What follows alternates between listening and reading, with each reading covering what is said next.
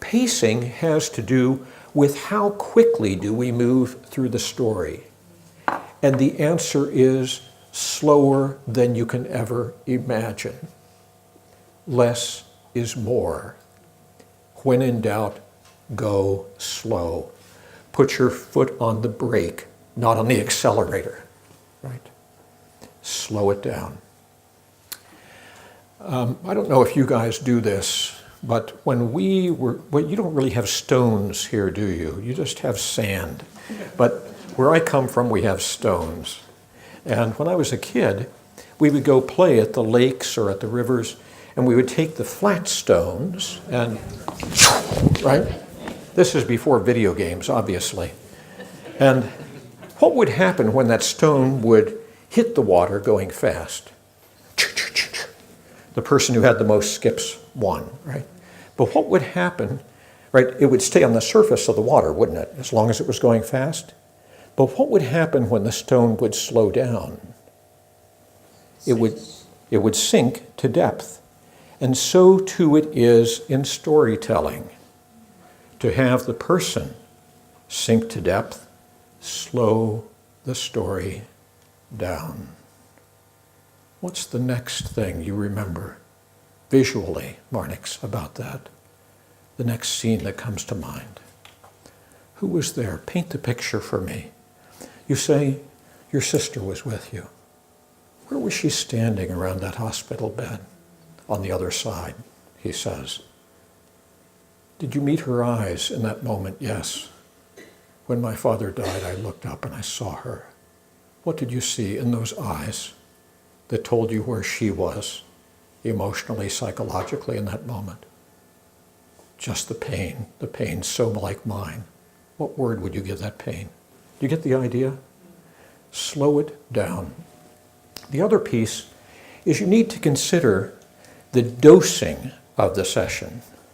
When I was talking with Gail, we said, I can see, Gail, that you really need to tell this story, right? I take you seriously. You say you feel like you've never been able to really say the story aloud to others. How much time do you imagine we should set aside for that?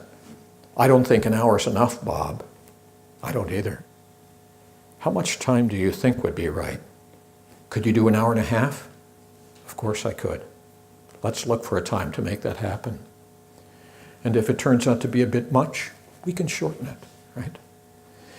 So we negotiate the duration, the timing. When do you feel ready to begin this? I think I'd like to begin next week, but I don't know if I can do it every week.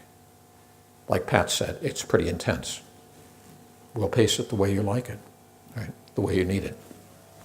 Facing the idea of seeking empowerment, not simply as a victim of the story, but as the protagonist of the story, and someone who even achieves a certain measure of authorship over the story.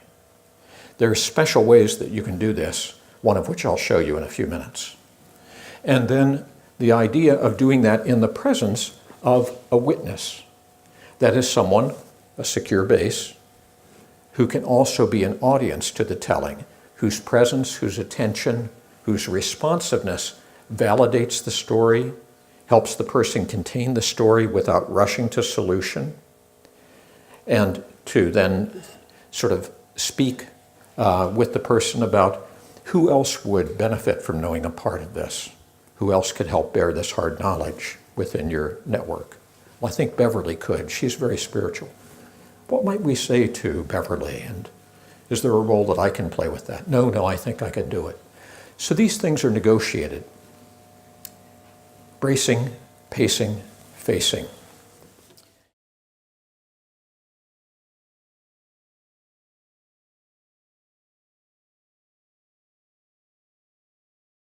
They say that once they have done the retelling, and sometimes drawn the scene of death as a piece of that, or the scene of loss, maybe it's the fight with their employer that led to their dismissal, that they can release it the nurse whose boyfriend dived into the shallow lake immediately felt immense relief on recording the story.